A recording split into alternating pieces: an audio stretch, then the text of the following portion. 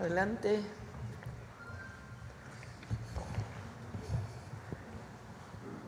Bueno, ya están con nosotros. Siéntense, por favor.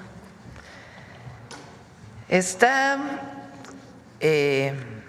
Iván Escalante, Procurador Federal del Consumidor, que nos va a hacer una explicación del precio de las gasolinas.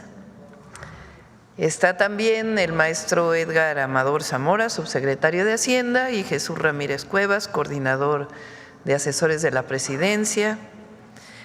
Ellos nos van a hablar de los foros del Plan Nacional de Desarrollo. Y está Bulmaro Juárez para cerrar con Suave Patria. Bueno, antes de iniciar las presentaciones, quiero platicarles de cuándo conocí a Edgar y a Jesús. Nos conocimos en el movimiento del Consejo Estudiantil Universitario. De hecho, a Jesús lo conozco desde antes, ¿verdad? Él era estudiante de CCH Naucalpan, ¿no? Y ya su servidora, que tengo un poquito más de años, era estudiante de la Facultad de Ciencias de la UNAM. Edgar, estudiante de la Facultad de Economía, también jovencito. Entonces, los tres nos conocimos en aquel movimiento estudiantil del Consejo Estudiantil Universitario. Para todas y todos los jóvenes y los no tan jóvenes que no conocen de este movimiento, en 1986 el entonces rector Carpizo hizo una modificación a los estatutos de la UNAM y planteó que hubiera cuotas de inscripción de colegiaturas, exámenes departamentales iguales independientemente de la carrera, acababa con el pase automático de las preparatorias y CCHs de la UNAM a las licenciaturas, y varios temas. Entonces se organizó un movimiento estudiantil en aquella época. Se hicieron primero algunos mítines, eventos, asambleas en las facultades, en las prepas, en los SHs, en contra de esta reforma que además la habían pasado en el Consejo Universitario, le decían por obvia resolución, o sea, en vacaciones pasaron la reforma. Y nos organizamos como estudiantes, porque estábamos en contra, principalmente de que hubiera colegiaturas y inscripciones en la UNAM. En aquella época decían las autoridades universitarias, y por cierto, muchos de los intelectuales que el presidente le llamaba orgánicos, pegados al rector Carpizo, muchos otros profesores de la UNAM, asesores del movimiento estudiantil. Entonces el movimiento se organizó y nombramos representantes en cada facultad, en cada escuela, e hicimos un consejo de los representantes, el Consejo Estudiantil Universitario. Jesús era representante del CCH Naucalpan. Ya de la Facultad de Ciencias Políticas. Nos conocimos cuando iba en el CCH Naucalpan, pero ya era de la Facultad de Ciencias Políticas. Y Edgar de la Facultad de Economía. Entonces hicimos este consejo estudiantil y lo primero que pedimos fue un diálogo público con la autoridad universitaria, porque en los medios de comunicación y demás pues había una ofensiva en contra de los estudiantes. Se pidió el diálogo público y que se transmitiera por Radio UNAM. Entonces, muy soberbia la autoridad universitaria de entonces y todos los profesores que apoyaban pensaban que iban a ganar el debate. ¿Y cuál fue su sorpresa?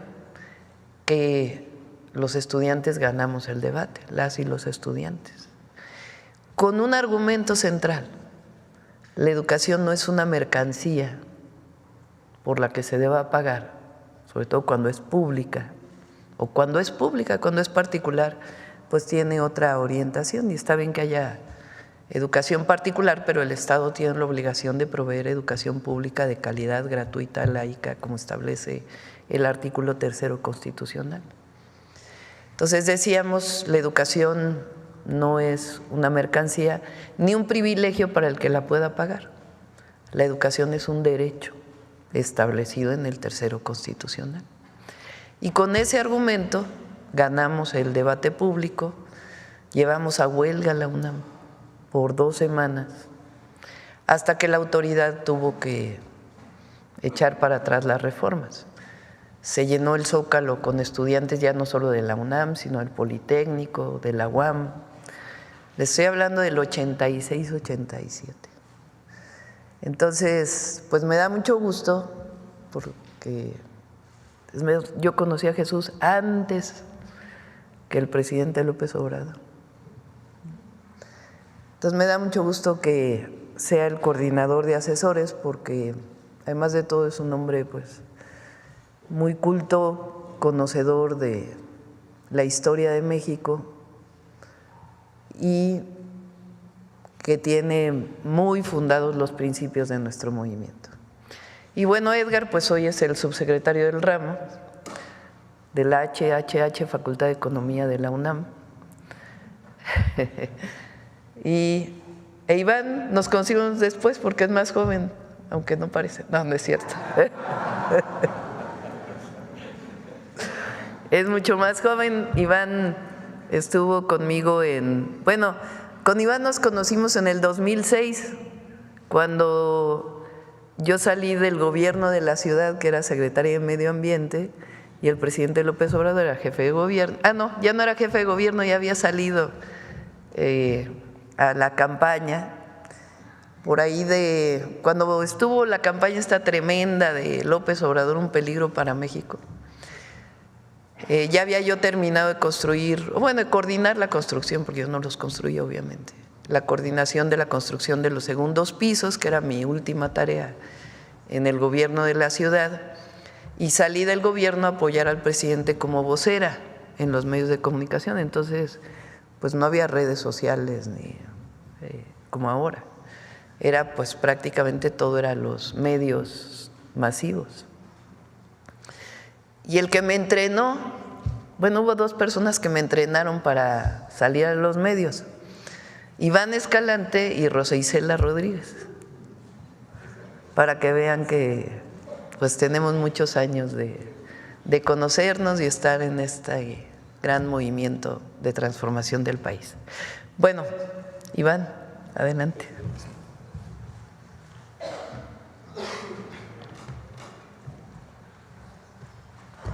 Muchas gracias, presidenta. Un honor. Muy buenos días a todas y a todos. El día de hoy vamos a informar sobre la evolución del precio de la gasolina regular desde el sexenio de Felipe Calderón hasta el día de ayer, 2 de enero. Actualmente el precio promedio de la gasolina regular se encuentra entre los 23 pesos con 50 centavos y los 24 pesos. Esta gráfica que les presentamos da cuenta de la evolución del precio constante, es decir, poniendo como base el precio al día de hoy sin considerar la inflación. A partir de ello, nos lleva a establecer que durante el sexenio de Felipe Calderón, el precio promedio de la gasolina empezó en 14.75 pesos y finalizó en 18.10. lo que significó un incremento del 22.9%.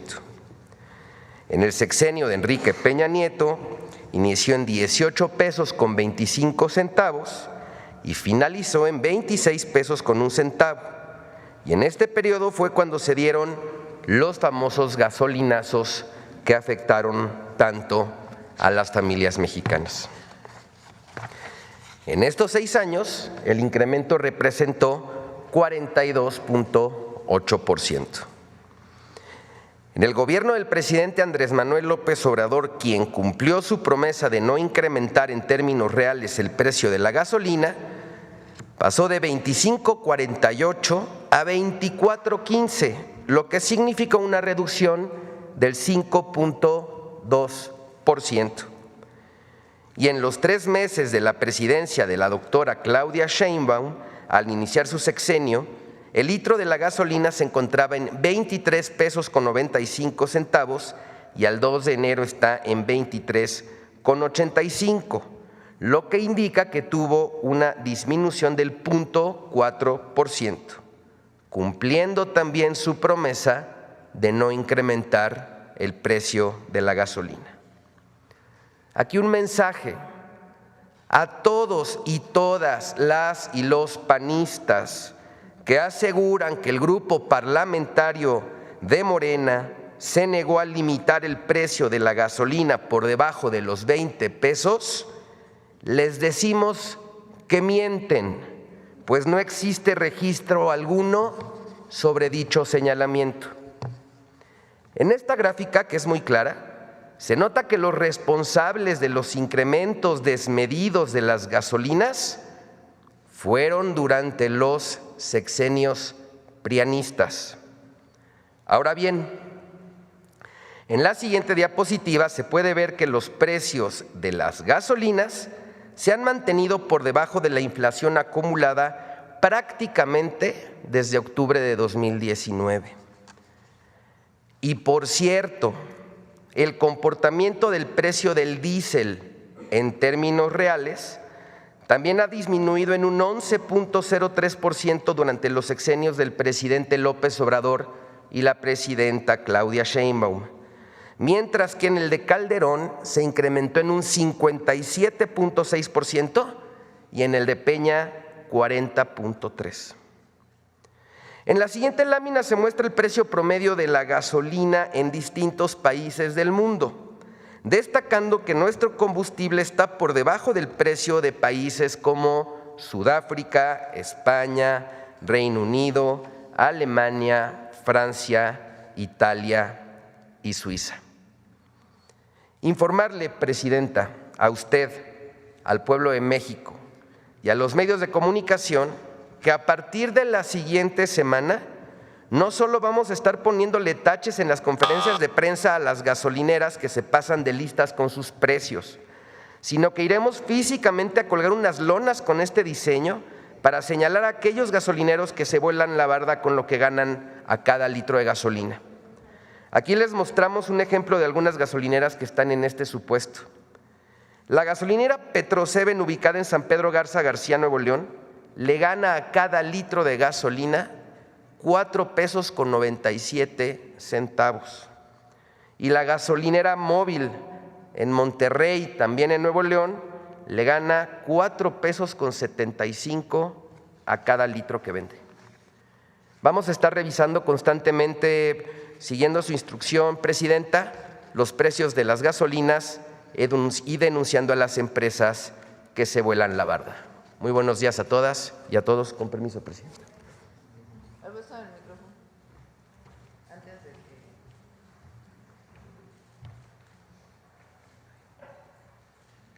Ponle la primera.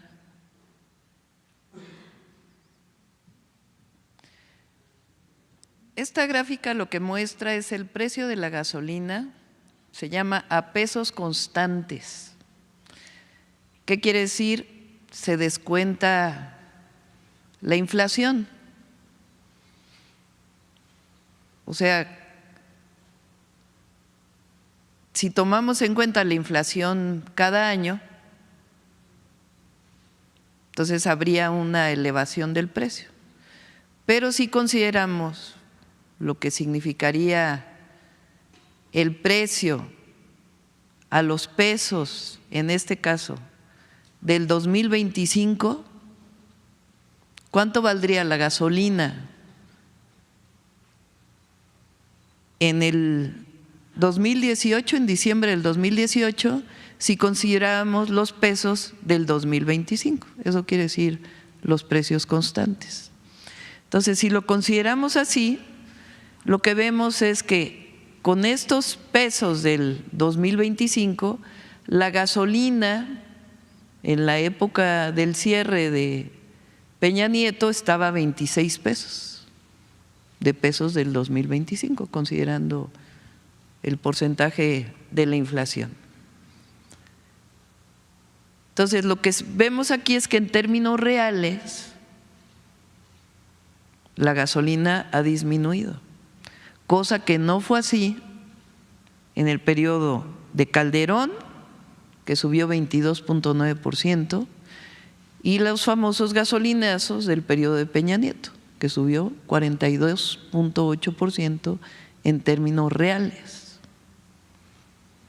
Entonces, el precio de la gasolina, que lo vamos a seguir viendo en el quién es quién en los precios de los lunes, que lo va a seguir presentando Iván, debería estar entre 23 y 24 pesos. Es un margen razonable para las ganancias de los gasolineros, incluido el IEPS y todo lo que tiene que ver con los impuestos. Sobre ese margen vamos a estar. Pero hay gasolineras, que fue lo que yo mencioné el lunes pasado, que lo están vendiendo a 28 pesos. La Magna, estamos hablando de la gasolina Magna. O le están vendiendo a 29, 26, que ya no es justificable. Entonces, primero, para que sepan que estamos cumpliendo con nuestra promesa de que no va a aumentar en términos reales el precio de las gasolinas. Y segundo, que sepan que Profeco, dentro de su margen de actuación, pues no solamente va a estar denunciando aquí las gasolineras que tienen precios mayores, sino que también pues va a ir a las propias gasolineras a ponerles un tache para que la gente sepa pues si están dentro del margen o no de lo que debe ser el precio de la gasolina. Bueno, esto es sobre este tema. Ahora sí, el Plan Nacional de Desarrollo. ¿Quién empieza, Edgar?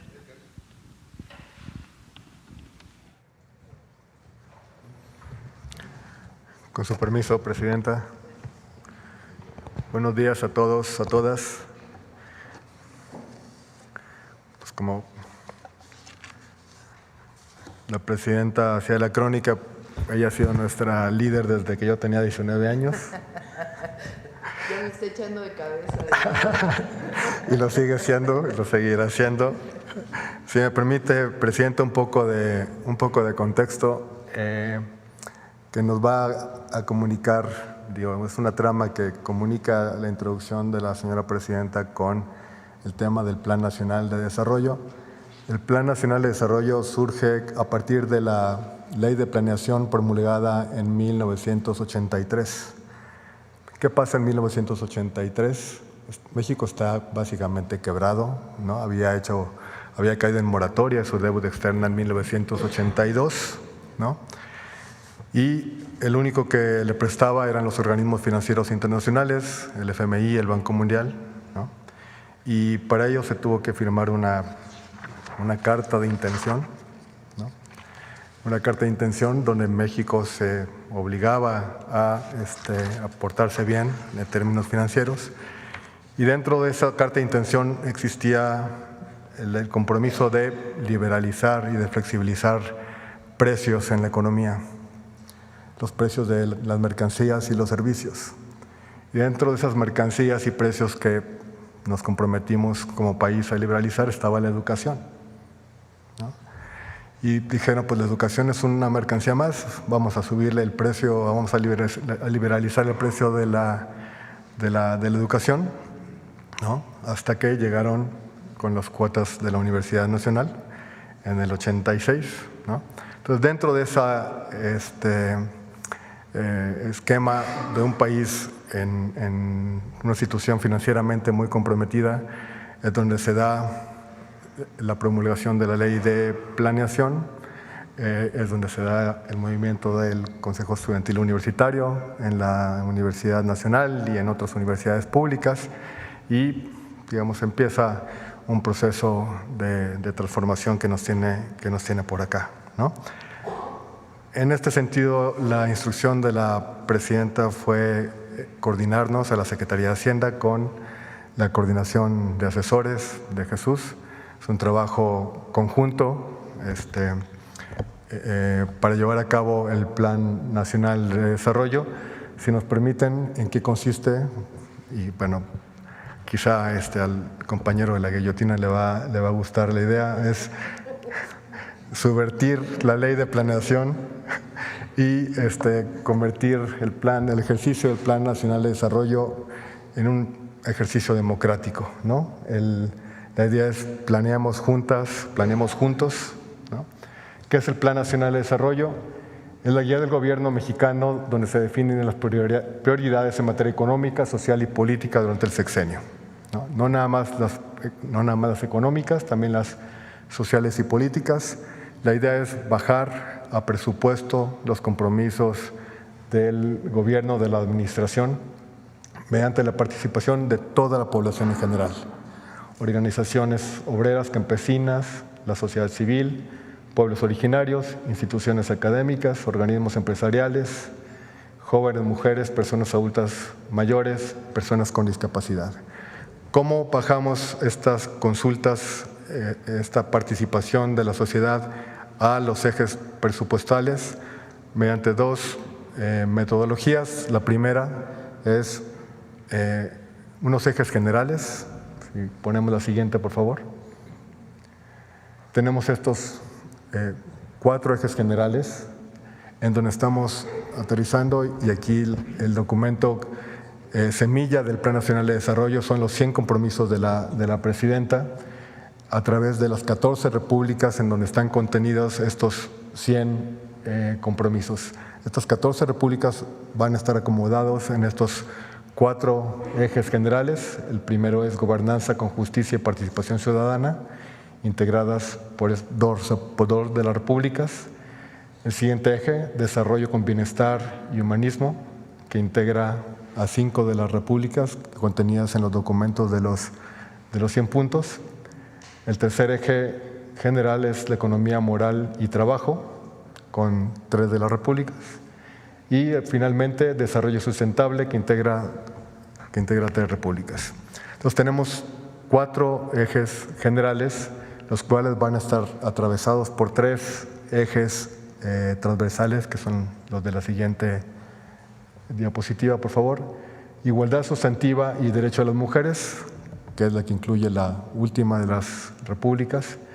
Innovación pública para el desarrollo tecnológico, la creación de la Agencia de Transformación Digital y Telecomunicaciones, y el derecho de las comunidades indígenas y afromexicanas a partir de la reforma constitucional. Estos 3 ejes son transversales, van a ser comunes a los 4 ejes generales, y ahí vamos a plantear no nada más los 100 puntos que recogen el planteamiento de la presidenta a partir de su recorrido por el país, sino que a través de los foros, y le dejo la palabra a Jesús, vamos a pedir, a incentivar, a animar la participación de la sociedad y de todos los grupos activos para que enriquezcan el documento y configurar el Plan Nacional de Desarrollo, que acabará aterrizado en ejes y partidas presupuestales. Le dejo la palabra a Jesús, con su permiso, presidenta.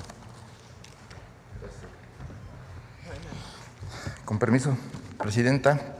Un saludo, un buen día. Es un honor estar aquí en la Mañana del Pueblo.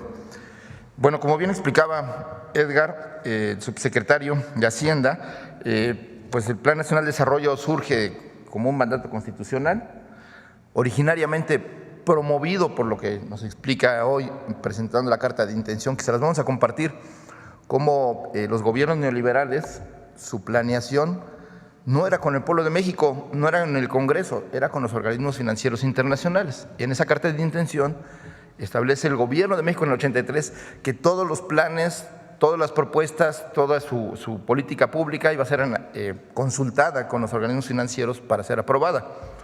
Ahora ya no es así. Ahora, bueno, de acuerdo al artículo 26 constitucional, la planeación del gobierno debe ser democrática, como bien explicaba Edgar, con la participación de todos los sectores, el sector privado, el sector social, el sector público, obreros, campesinos, indígenas, hombres, personas del norte, personas del sur, gente urbana, gente rural. La idea es que participe toda la población. Hay que considerar que el artículo 26 está dentro de en el capitulado de la Constitución en lo que son los derechos humanos.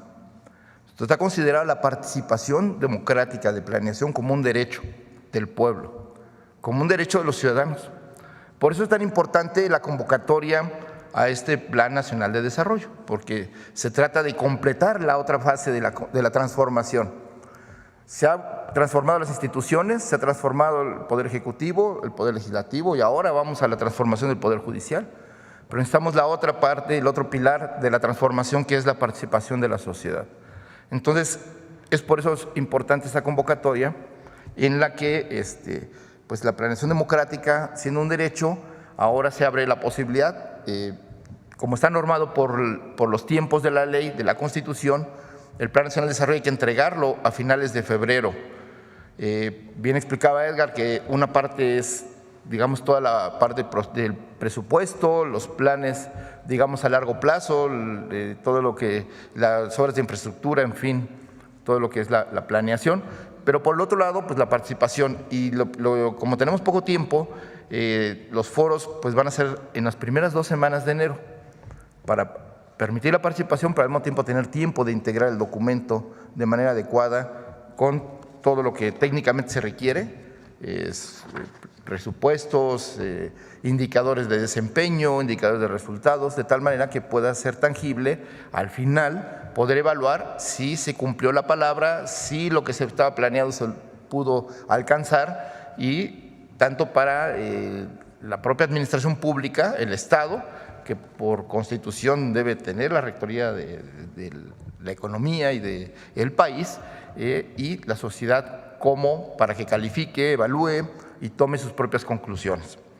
Este Plan Nacional de Desarrollo, ¿se puede pasar a la siguiente, por favor? La que sigue.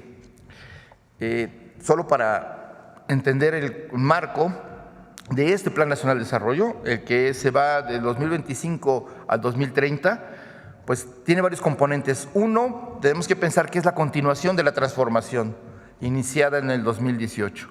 Entonces, tiene que mantener el rumbo del cambio en favor del pueblo de México, y por eso un elemento central son los principios en los que está basado esta transformación: la prosperidad compartida, que no puede haber un gobierno rico con pueblo pobre, que los y las gobernantes deben ser honrados y buenos, que la democracia es el gobierno del pueblo, por el pueblo y para el pueblo, que está prohibido prohibir, el desarrollo y el bienestar con cuidado del medio ambiente, que debe haber una igualdad sustantiva de género, pero también cultural y social.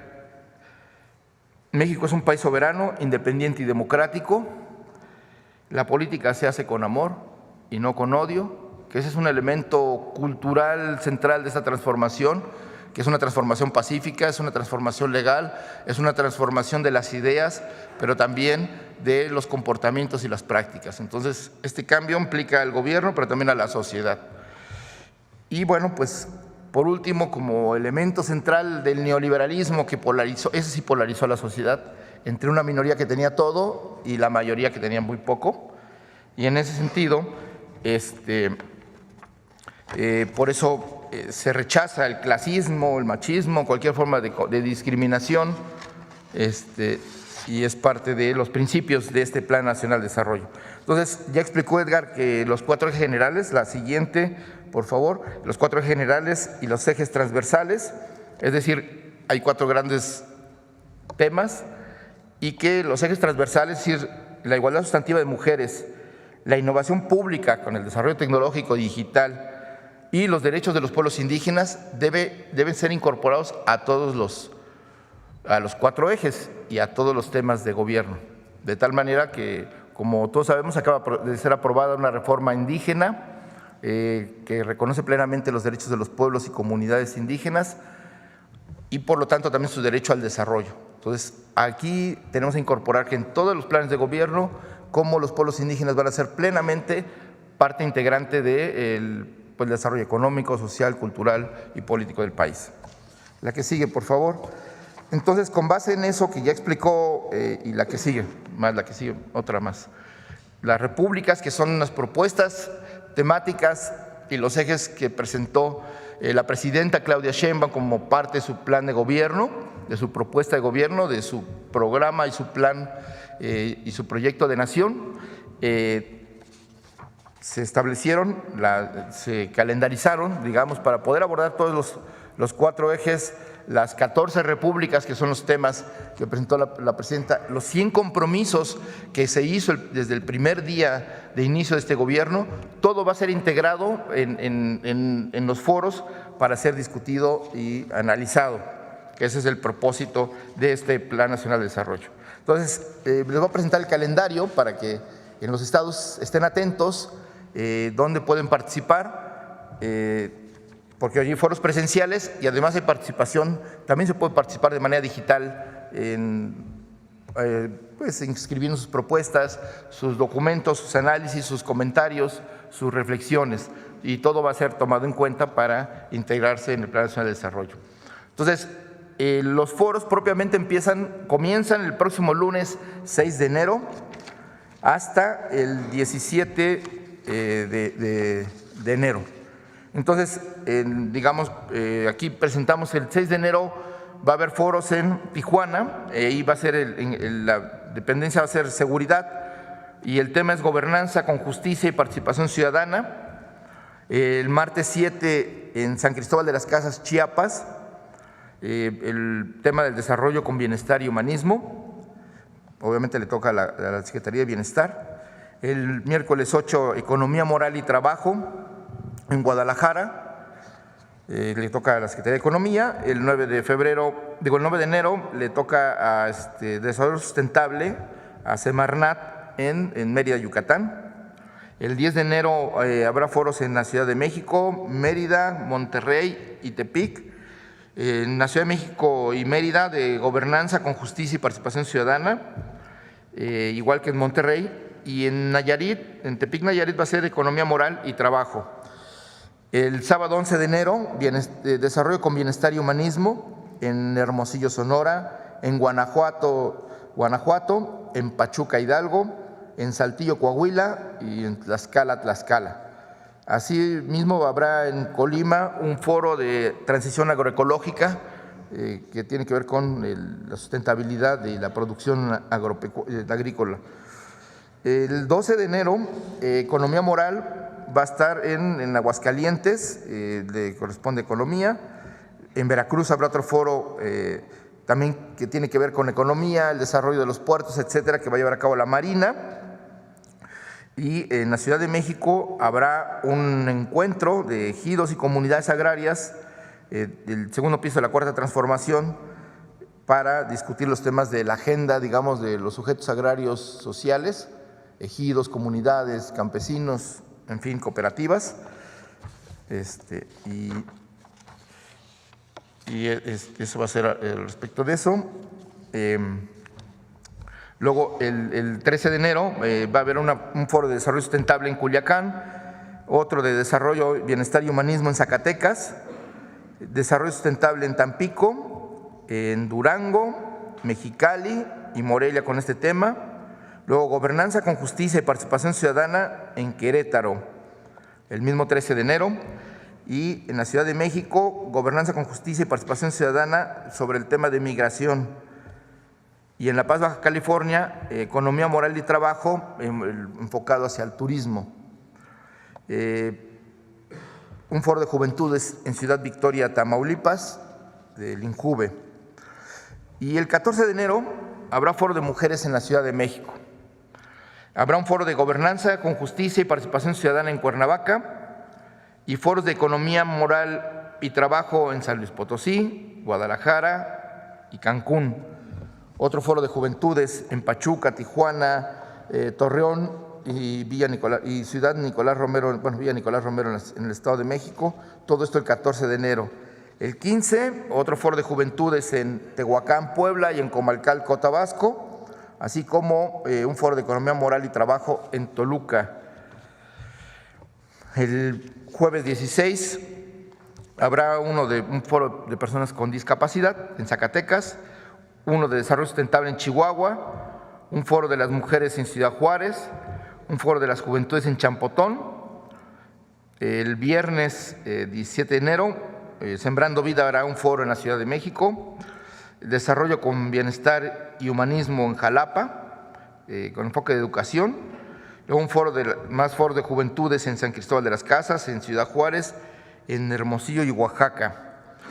El sábado 18 de enero habrá un foro de bienestar y humanismo en Chilpancingo, de economía moral y trabajo en Puebla, de gobernanza con justicia en Oaxaca. Y por último, el 19 de enero es un foro de las comunidades indígenas y pueblos afromexicanos en Morelia, Michoacán. Entonces, la idea es que se pueda participar de manera directa o de manera virtual. Entonces, todo comienza a partir del 6 de enero y, digamos, terminaría prácticamente el 19 de enero, porque después se tienen que integrar las conclusiones y los documentos. Entonces, a partir del próximo lunes, la página web Planeando Juntos estará habilitada como en el sitio, en la página del Gobierno de México. Entonces, ¿cómo participar? Pues como ustedes saben, pues están los 4 ejes generales, cualquiera de los temas que de interés del público, sea gobernanza con justicia, desarrollo con bienestar, economía moral y trabajo, desarrollo sustentable, pueden participar con sus temas específicos y tomando en cuenta pues los ejes transversales que ya se describieron.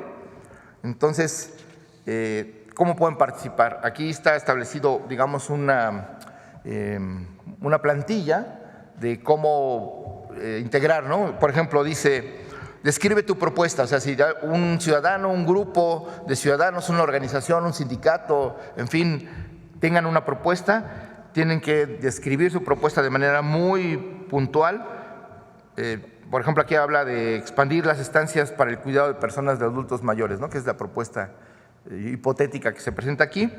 Entonces, en pocas palabras, ¿qué acciones o recursos necesita el gobierno para llevar a cabo esta propuesta? Entonces, ya uno pone ejemplos o sus propuestas mismas. Y aquí dice, bueno, construir más centros de salud, capacitar a los jóvenes para empleos técnicos, otorgar estímulos en proyectos agrícolas, ampliar las rutas de transporte público, etcétera, ¿no? Medidas concretas que la gente piense para mejorar su condición de vida o para resolver un problema social colectivo, ¿no? Y entonces, al final, en esta inscripción de las propuestas, también, en pocas palabras, cuáles son las expectativas que tiene el ciudadano, qué resultados espera de la propuesta y cómo podrás comprobar que está funcionando, ¿no? O sea, cuáles son los elementos que hay que tomar en cuenta para saber si esto va funcionando y si logra las metas y los objetivos que se propone la propuesta. De tal manera que no solo es la planeación, sino también la evaluación. Entonces, el Plan Nacional de Desarrollo incluye esta parte de participación democrática, pero también la evaluación. Y como todo está, digamos, en línea, todo está accesible a la gente, pues la gente puede darle seguimiento a los temas para que en sus regiones, en sus lugares, en los temas de interés, pues poder saber qué está haciendo el gobierno, qué están haciendo las dependencias, qué están haciendo los congresos cuando toca al Poder Legislativo tomar decisiones, qué está haciendo el Poder Judicial ahora que está en proceso de transformación, cuando le toca tomar también parte de los procesos de cambio, ¿no? Entonces, por último, me gustaría señalar que a partir del lunes se pueden inscribir, la siguiente por favor, en la página de internet del Plan Nacional de Desarrollo, de Planeemos Juntos, y bueno, pues ahí están todos los documentos, las bases constitucionales, las propuestas, y ahí pues ahí se van todos los insumos necesarios, cuáles son las convocatorias de los foros, cuáles son los temas a discutir, cuáles son, digamos, todos los elementos que se requieren para participar. Ahí van a estar en esta página, que será parte de un micrositio de la página del Gobierno de México. Pues ahí yo lo dejaría, solo decir al final que es un gusto grande presentar este Proyecto Nacional de Desarrollo, escuchando a la presidenta hablando de un movimiento histórico, por decirlo así, estudiantil, que fue el primer movimiento que se opuso de manera directa, pero además triunfó frente a los propósitos privatizadores del neoliberalismo, que pensaba que todos los bienes públicos, todos los servicios, todos los derechos podían ser privatizados para funcionar mejor. Ya después de 36 años vimos que ese no era el camino y por eso estamos en otra senda donde el sujeto principal es el pueblo de México y por eso esta invitación a participar, a pensar qué país queremos, cómo lo podemos construir juntos, sector social, sector privado, sector público y pues todas las regiones del país que por primera vez están siendo tomadas en cuenta en planeación, en desarrollo, en proyectos económicos, en proyectos de infraestructura y por supuesto y sobre todo los derechos de la gente, ¿no? Los derechos sociales. Entonces, pues una invitación a que este país es democrático pensando que la democracia no es solo la elección de autoridades del Poder Ejecutivo, de representantes en el Poder Legislativo y ahora de jueces, magistrados y ministros, sino también, y como lo describe el artículo 3 constitucional, la democracia debe ser un modo de vida. Debemos acostumbrarnos a que la democracia debe ser la forma en cómo debemos convivir, no solo gobernantes y gobernados, sino también entre la misma sociedad. Entonces, lo que dice el artículo 3 constitucional es que la democracia debe ser un sistema de vida que procure el mejoramiento constante de su pueblo. Y eso es lo que esta cuarta transformación, este gobierno se propone, está llevando a cabo y que, bueno, en este Plan Nacional de Desarrollo queremos que la gente también participe y proponga y dé seguimiento a la labor del gobierno, que eso es finalmente también una escuela de formación política, una escuela ciudadana, una forma de fortalecer nuestra democracia. Muchísimas gracias. Buen día. Muchas gracias. Un anuncio más. Hoy anuncio que a partir del lunes el ingeniero y profesor universitario, exgobernador de Veracruz, Cuitláhuac García, se incorpora como director de Cenegas a partir del próximo lunes. Poca gente conoce que Cuitláhuac es un ingeniero mecánico electricista por la Universidad Veracruzana, muy buen ingeniero. Él estaba estudiando su doctorado fuera y tomó la decisión en el 2006, si no me equivoco, o en el 12, hablando así de edades, de dejar el doctorado para venir a luchar por la transformación de México. Pero es un hombre, además de honesto y consecuente, parte del movimiento de transformación con muchos conocimientos técnicos sobre electricidad, pero también en general sobre energía. Entonces él nos va a ayudar a coordinar todos los trabajos que tienen que ver con producción, consumo, distribución de gas natural en Cenegas. Bueno, ese es el otro anuncio. Y ahora sí vamos a las preguntas. Adelante. Sonora, sobre representados, Sonora en la mañanera. ¿Qué tal, Presidenta? Muy buenos días. Desearle primero que nada un muy próspero año nuevo, 2025. Evidentemente, todos tenemos gran expectativa de que este año pues, sea el año que nos marque para mejorar. Ahora que estuvo en mi tierra, en Sonora, justamente a la salida del evento, el gobernador Durazo decía, es que lo mejor está por venir, decía yo coincido mucho con él.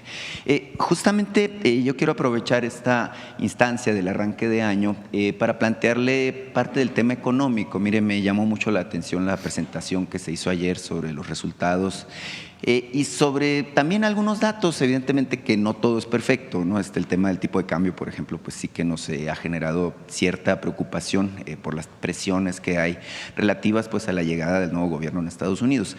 Sin embargo, creo que hay muchas áreas de oportunidad. Banco de México, por ejemplo, reportaba ayer que se cerró el año con niveles récord también en las reservas internacionales. Tenemos por primera vez 228,000 millones de dólares, creo que 228,900 millones de dólares en reservas, lo cual, bueno, pues da elementos para tener tranquilidad. En este enfoque yo quiero preguntarle, se lo pregunté en su momento al expresidente Andrés Manuel López Obrador y me dijo que sí. Ahora yo le quiero preguntar a usted su perspectiva sobre este tema. Hemos visto muchos planes, incluso el plan que se está presentando hoy de configurar el Plan Nacional de Desarrollo. Se ha hablado mucho aquí también del Plan México, del Plan Sonora también, como elementos, piezas en este rompecabezas que es configurar una buena economía. En su momento el planteamiento del presidente: sí estamos listos para llegar a una nueva fase de desarrollo acelerado que pueda emular aquella etapa del desarrollo estabilizador que se llamó el milagro mexicano. Evidentemente en México pues tenemos grandes expectativas, como le decía al inicio de mi presentación, de que podamos avanzar de manera rápida, convertirnos en una de las 10 mayores economías del mundo, tener a partir de la política de desarrollo industrial que se está planteando, bueno, pues tener condiciones justamente para aprovechar plenamente nuestras capacidades, nuestros recursos naturales, el talento de la mano y mente de obra mexicanos. Entonces, preguntarles si estamos realmente en la orilla de esta fase acelerada con la que, bueno, soñamos muchos mexicanos. Lo que estamos planteando nosotros es que, a diferencia de todo el periodo neoliberal, el Estado debe tener una participación en la economía como eje central de la planeación, y que no se confunda con que estamos en contra de la inversión privada o del mercado, no. Lo que no creemos es que el Estado, su única tarea sea la de regular, sino que también tiene que entrar a un proceso de planeación y de participación en distintos sectores estratégicos, y al mismo tiempo promover la inversión privada, el libre mercado en ciertas áreas, y particularmente la defensa del tratado con Estados Unidos. Es decir, es un modelo económico que no es regresar al modelo de desarrollo estabilizador, porque correspondió a una época de la economía del mundo, ni siquiera solamente de la economía nacional, pero tampoco el modelo de la economía neoliberal, donde todo se dejaba al mercado. Aquí el objetivo es generar riqueza y distribuirla, no solamente generar riqueza y pensar que el solo hecho de generar riqueza se va a distribuir de arriba hacia abajo y que el Estado tenía que participar apoyando a los de arriba. Aquí la idea es que la economía se impulsa desde abajo, y por eso los programas de bienestar, los derechos sociales, el impulso a ramas económicas como la energía, como la aviación, como los trenes de pasajeros que estamos recuperando, como la construcción de vivienda, en fin, diversas áreas en donde también debe participar el Estado. Esta idea que tienen los organismos internacionales, que todavía la tienen a pesar de que muchas cosas han cambiado en el mundo, de que solo es el mercado quien debe guiar la economía, pues lleva a pensar a lo mejor que en México va a haber bajo crecimiento económico. Nosotros creemos que con el Plan México y el Plan de Desarrollo que tenemos vamos a impulsar el crecimiento económico. Ahora, no es suficiente el crecimiento económico.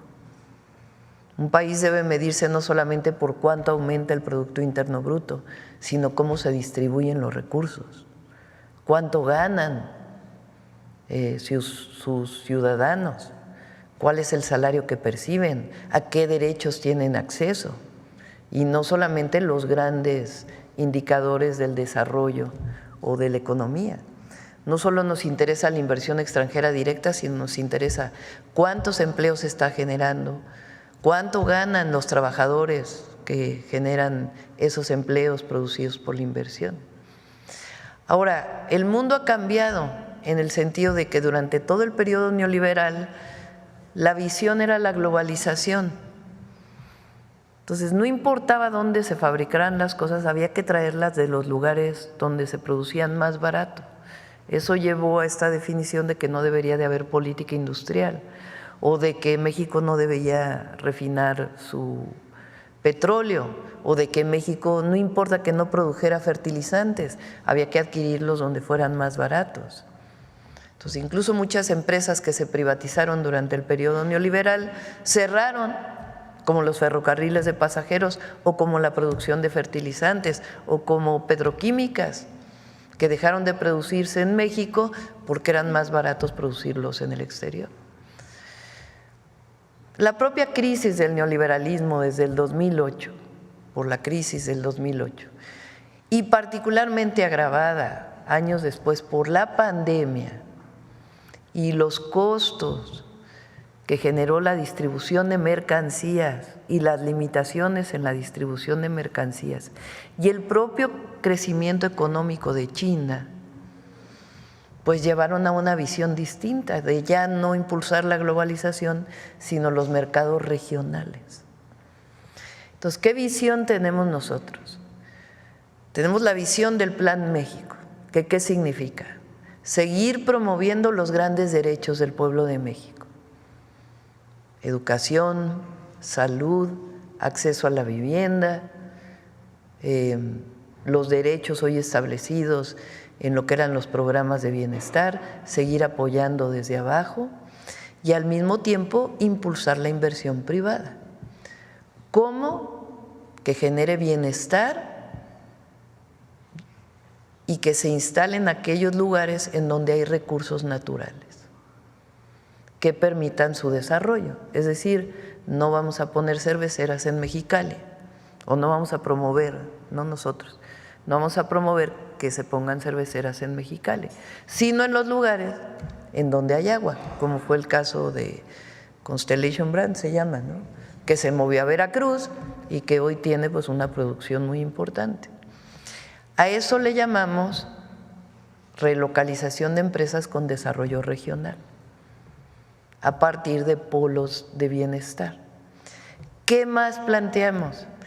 Que México poco a poco debe producir bienes que dejaron de producirse en México en todo el periodo neoliberal y fortalecer la producción nacional con empresas nacionales, desde las microempresas hasta las grandes empresas, y con empresas extranjeras. Entonces, una visión de desarrollo del país que lo que busca es, sí, crecimiento económico, pero sobre todo bienestar. O sea, el desarrollo tiene que tener dos apellidos: sustentabilidad y bienestar. Y eso es lo que estamos planteando. Y justicia al final de cuentas. Hoy el INEGI, por cierto, presenta el dato de cómo está el empleo al cierre del mes de noviembre. Presenta una tasa de desempleo del 2.6%, muy similar a la que ya se había reportado el día de ayer. Es bien importante esta estadística porque también nos muestra, bueno, que la población económicamente activa creció a 61.600.000 personas, lo cual es un dato muy relevante. Sin embargo, en este mismo contexto hay un área de oportunidad muy grande y yo tengo desde hace tiempo la intención de preguntarle sobre el tema. El 55% de la población económicamente activa está en el sector informal. Esto, bueno, representa un problema, pero también representa un reto y una oportunidad, por ejemplo, para el crecimiento de la economía, para la recaudación fiscal y para otros elementos. Preguntarle, dentro de este contexto de lo que me plantea, Presidenta, ¿qué estrategia se va a seguir para lograr una mayor formalización tanto de los trabajadores como de quienes están incorporados en la producción económica de cualquier bien o servicio, pero que están haciéndolo de manera informal? Cuando se piensa en la economía informal, a veces solamente se piensa en las personas que venden en vía pública, por ejemplo, y que a lo mejor no tienen un espacio y que pagan impuestos, aunque no, digamos, lo que pagaría un microempresario formal dedicado al comercio. Pero hay otras áreas de trabajo informal. Uno de ellos, por ejemplo, es el trabajo de los repartidores, de plataformas. ¿Por qué es trabajo informal? Porque en realidad se consideraban como socios de una empresa transnacional, que por cierto saca la mayor parte de sus ganancias fuera del país, y que contrata personas a través de un esquema en donde no hay contratos, sino que los convierte en socios. A nosotros impulsar la ley que ya fue aprobada de que esos trabajadores tengan seguridad social y puedan seguir trabajando en las diversas modalidades donde trabajan ahora, pues evidentemente estamos formalizando sectores de la economía. Al seguir impulsando que las trabajadoras del hogar puedan tener derechos y seguridad social, pues estamos formalizando una parte del sector de la economía que se considera informal. Estamos trabajando en un programa muy intensivo para los jornaleros agrícolas y las jornaleras agrícolas dentro del país, que migran muchas veces de Oaxaca, de Chiapas, de Guerrero, a lugares como Sinaloa o Sonora, donde hay producción agrícola y que requiere mano de obra. Migran durante 6 meses y después se regresan a sus comunidades. Hoy están en mejores condiciones que las que estaban hace muchos años, pero de todas maneras siguen siendo de los sectores de mayor pobreza en nuestro país. ¿Qué queremos? Que todas y todos los jornaleros agrícolas tengan derecho a una seguridad social, tengan derecho a la educación, sean empleados formales. Entonces, no solamente es que hay que tener programas para quien vende en la vía pública, o que es lo único que se piensa que es la economía informal, sino muchos sectores de la economía que trabajan en sectores formales, pero que son contratados de manera informal. Entonces, ahí es donde queremos entrar. Toda la reforma que se hizo relacionada con el outsourcing, pues eso era trabajo informal, porque aunque supuestamente estaban registrados en el Seguro Social, pues en realidad se registraban con salarios mucho más bajos de lo que en realidad ganaban.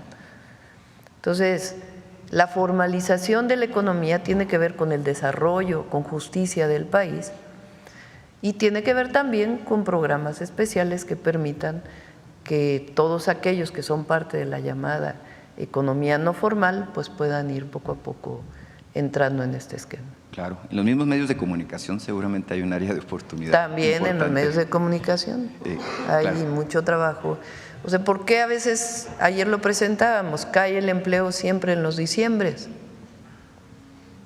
Porque hay muchos contratos que son anuales y se terminan poco antes, o trimestrales, para evitar generar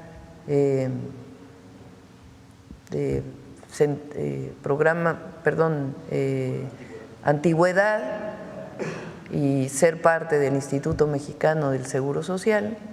Se contratan por honorarios, muchos de ellos, y antes de que termine el año se les da de baja y en enero se vuelven a contratar para que no sean parte ni del reparto de utilidades ni del aguinaldo muchas veces. Entonces ahí también hay un área de oportunidad muy grande. Claro. Omití presentarme, presidenta, Demián Duarte de Sonora Power. De hecho, lo que le quiero comentar, nos dio mucho gusto recibirla en Sonora ahora en el mes de diciembre, era muy importante su presencia. Y claro, seguimos con atención todos los compromisos que hizo tanto con la Nación Yaqui como con el resto de los pueblos originarios de nuestro estado. Ahora, al final, tuve la ocasión ahí de conversar brevemente con el gobernador Alfonso Durazo y él me decía, bueno, nos fue muy bien, me dijo, ¿no? Dame tiempo o danos tiempo para presentar los acuerdos. Y evidentemente esta frase que me dice de que lo mejor está por venir es un rasgo de mucho optimismo. Notamos que además de la reunión en Vicam, Pueblo, tuvieron una reunión con el gabinete de Sonora, como lo han estado replicando en otros estados, en Ciudad Obregón. En ese sentido, pues es mi intención preguntarle cómo nos fue. Creo que es bien importante saber qué acuerdos tomaron, hacia dónde van las cosas en Sonora. Y mire, ya para soltar el micrófono, nada más le quiero comentar que ayer hubo en el Palacio de Gobierno de Sonora una ceremonia luctuosa. Falleció el exgobernador Samuel Ocaña García. Él gobernó Sonora de 1979 a 1985. Era del PRI, digamos, nadie es perfecto, pero fue un hombre honesto que correspondió justamente a las aspiraciones del pueblo de Sonora, construyó el Sonora moderno, es creador de muchas instituciones y para nosotros, bueno, pues es motivo de orgullo también, bueno, haber tenido un gobernador como fue en su momento, un humanista como fue Samuel Ocaña García. Gracias. Muchas gracias. Por cierto, el libro, por la primera pregunta de Ortiz Mena, que fue secretario de Hacienda por 12 años en el país, que por cierto era abogado, no era economista. Aquellos gobiernos eran de mucho contraste porque eran gobiernos muy autoritarios y al mismo tiempo promovieron parte de lo que se llamó el desarrollo estabilizador, de la sustitución de importaciones. Y ese libro de desarrollo estabilizador de Ortiz Mena es muy bueno, la verdad muestra pues lo que fue la economía de aquellas épocas y cómo se generó este sentido de planeación, que por cierto, Ortiz Mena fue quien diseñó el plan de desarrollo de López Mateos y después de Díaz Ordaz, que era parte del desarrollo estabilizador, él fue parte del diseño de la nacionalización no solamente de la industria eléctrica, sino de Teléfonos de México. Ahí cuenta cómo fueron adquiriendo poco a poco las acciones de Teléfonos de México hasta que el Estado resultó que tenía ya la mayoría.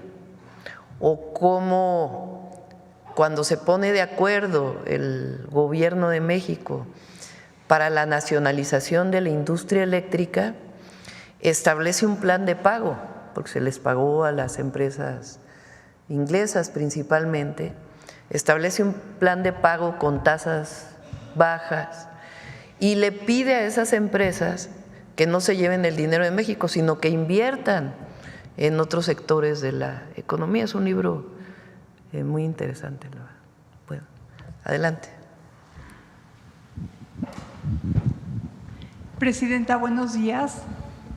Bueno, me presento una vez más. Soy Tere Mora Guillén, de Grupo Intermedia, al que pertenecen el canal 44 de Ciudad Juárez, el canal 66 de Mexicali y el 33 de Tijuana. Y yo quisiera preguntarle, ¿hay inquietud, Presidenta, en ciudades fronterizas como Ciudad Juárez, ya que hay el temor de que ante una deportación masiva se sature de migrantes y que eso dé un repunte a la violencia que ya se tiene? ¿Hay un plan federal para evitar eso y en qué consiste? Bueno, primero no hay que asociar, porque si no nuestro lenguaje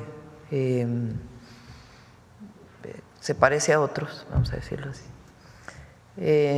Migrante con violencia. Porque nosotros somos un pueblo solidario, generoso, y la gente, el 99% o más de las personas migran por necesidad. Entonces, esta idea de que la migración trae violencia, necesitamos ir generando una condición de visión distinta. Los migrantes, las migrantes migran por necesidad y buscan para sus familias la mejor vida posible que no se la pueden dar en sus lugares de origen. Ahora, el presidente Trump ha hablado de deportaciones masivas. Por supuesto, nosotros no estamos de acuerdo con ello y por eso siempre defendemos. Por cierto, hoy íbamos a presentar los videos también de algunos migrantes que nos siguieron enviando, ¿verdad? A ver si ahorita los presentamos. De compatriotas mexicanos que, por cierto, las remesas nuevamente, y agradecemos enormemente a nombre del pueblo de México, del país, a nuestros hermanos migrantes que están enviando a sus familias mucho apoyo. Rompen récord nuevamente las remesas en el 2024. Nosotros no estamos a favor de estas deportaciones, pero si se llegan a dar, porque no todo depende pues de lo que nosotros decidamos, vamos a recibir a los mexicanos y mexicanas que lleguen a nuestro país y vamos a solicitar a Estados Unidos que en la medida de lo posible, pues los migrantes que no son de México puedan llevarlos a sus países de origen. Y si no, nosotros podemos colaborar a través pues, de distintos mecanismos. Ya habrá momento para hablar con el gobierno de Estados Unidos si realmente ocurren estas deportaciones. Pero aquí los vamos a recibir, y los vamos a recibir bien, y tenemos un plan que ayer dije que en su momento lo íbamos a presentar.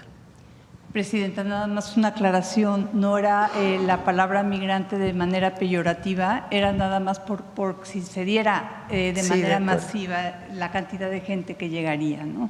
Era nada más eso, aclarar. Y luego, con relación a las acciones que han anunciado para poder recibir a los nacionales repatriados desde los Estados Unidos, el fin de semana las comunidades de migrantes radicados en California e Illinois manifestaron la necesidad de recibir apoyo para no ser repatriados y que no se dividan las familias.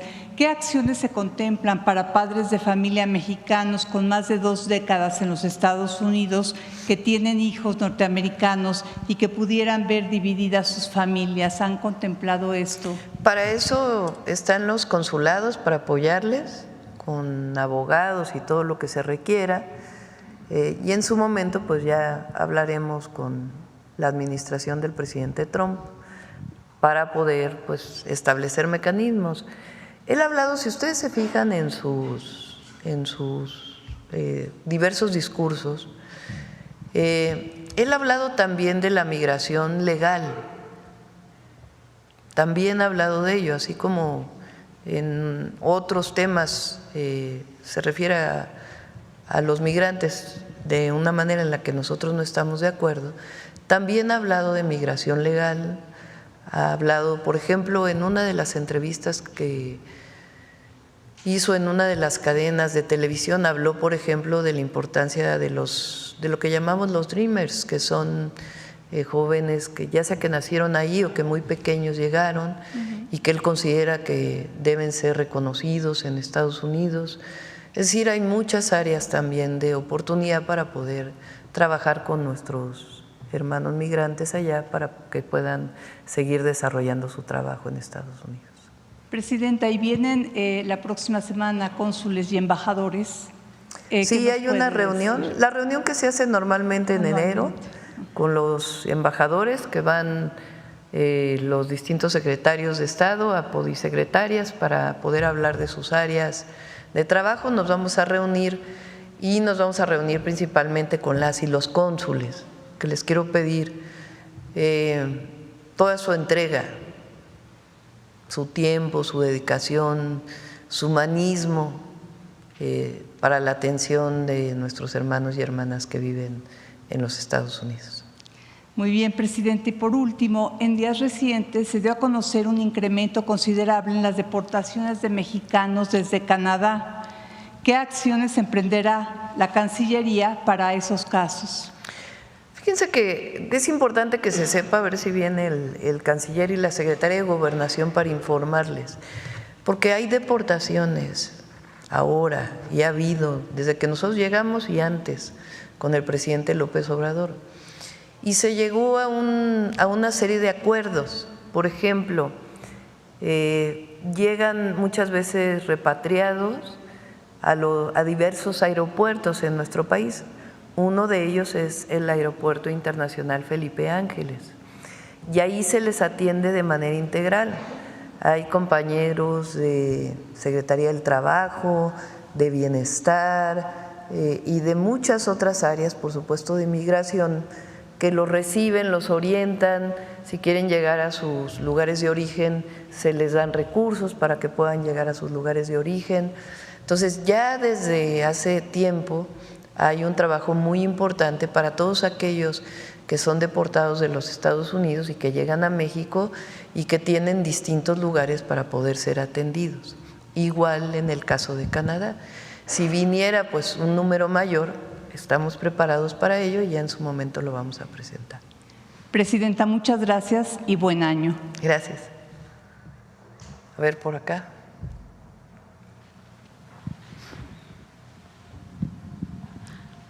Buenos días, Camila Ayala del CIO. Presidenta, y justamente también consultarle al subsecretario de Hacienda, presentaban este plan nacional. Como gobierno federal, ¿estarían proponiendo algún monto de inversión pública para este plan nacional? Y también si estarían contemplando que habría recursos para inversión pública, pues tomando el déficit fiscal. Bueno, eso es lo que es el plan, el presupuesto de egresos de la Federación, que ya fue presentado y aprobado. Ahí, ¿cuánto es en total de inversión pública? Son cerca de 800,000 millones de pesos y otros 800,000 millones de pesos para los programas de bienestar, además del presupuesto en educación, en salud, en vivienda.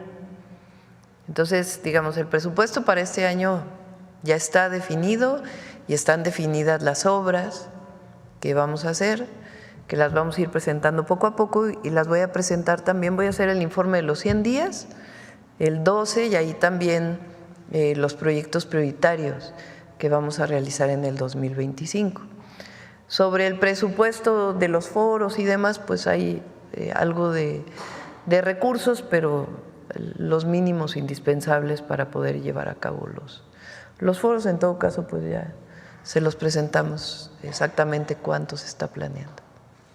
Y también otra pregunta en relación con las gasolinas, justamente consultarla si estarán contemplando igual para este año un estímulo fiscal para el impuesto especial sobre producción y servicios, el IEPS, y pues su incidencia en los precios. El IEPS representa, a ver, explícales el IEPS mejor tú.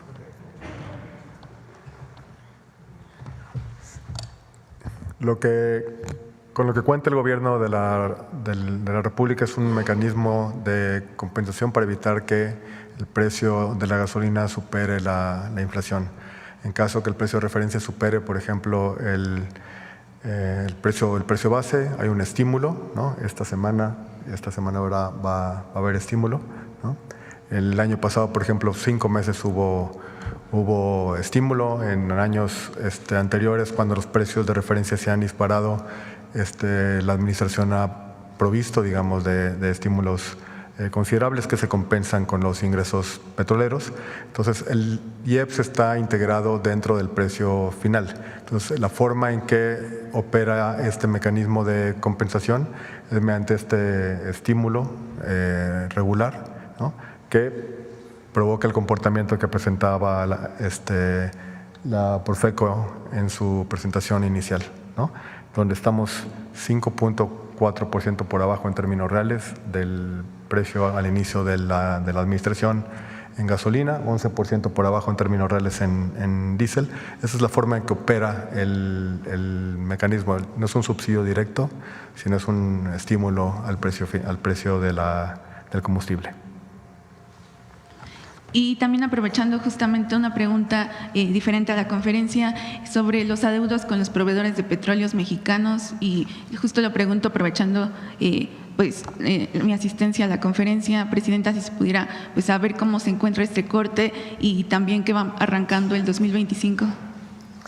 Se va a pagar a todos los proveedores.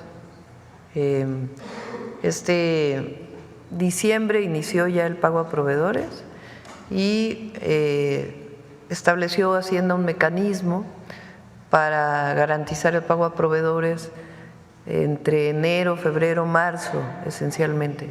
Se van a recibir todos los pagos. Pero se confirma entonces que en diciembre sí recibieron pagos los proveedores. No todos, pero sí una parte recibieron los pagos y se va a cumplir con los proveedores como debe hacerse. ¿Se podrá conocer algún porcentaje? Se va a pagar a todos en los siguientes meses. Gracias. Acá.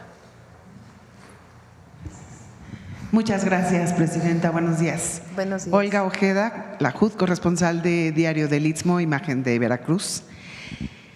Bueno, Presidenta, los gobiernos anteriores a la Cuarta Transformación dejaron de lado el tema de la reinserción social y penitenciario.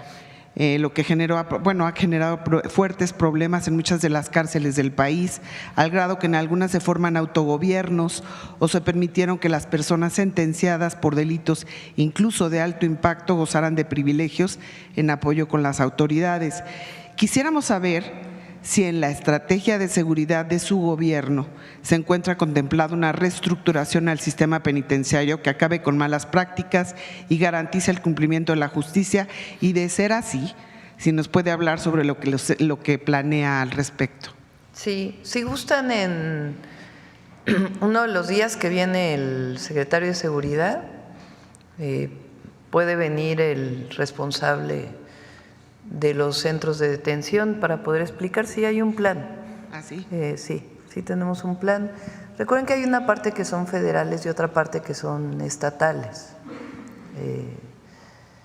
Dependiendo de las entidades de la República, hay entidades que están mejor en esta situación y otras que pues no ha habido inversión, requieren de más personal y no están en las mejores condiciones, pero evidentemente pues tanto por derechos humanos como por diversas razones, pues es importante que se trabaje en la reinserción y en las condiciones dignas para que puedan estar las personas privadas de la libertad. Entonces, si gustan, uno de los días que viene seguridad, les pedimos que lo presente. Sería muy bueno, muchas gracias. Sí. Por otro lado, me gustaría saber, ha hablado durante toda su administración de 3 meses sobre este Plan México que nos va a presentar próximamente, pero quisiera saber si está contemplado ahí o cuándo va a comenzar el rescate a lo que es la petroquímica, que como usted sabe, pues y si se incluiría Veracruz, por supuesto, y si se tiene contemplada alguna inversión, si nos puede adelantar algo de este tema, por favor. Sí, el próximo año por parte de Pemex se tiene considerada una inversión de alrededor de 4,000 millones de pesos. Y además hay inversiones mixtas, algunas que quedaron desde el presidente López Obrador, que son esquemas de inversión mixta privada pública, no como las viejas APPs, sino nuevos esquemas que no dan la concesión de la producción, sino que sencillamente permiten el ingreso de capital privado para poder garantizar el abasto de petroquímico y fertilizantes. Y sí, por supuesto, pues las principales petroquímicas están en Veracruz. Y además tenemos una buena asesora ahí, a la gobernadora, a Rocío Nale. Entonces sí están consideradas en Veracruz.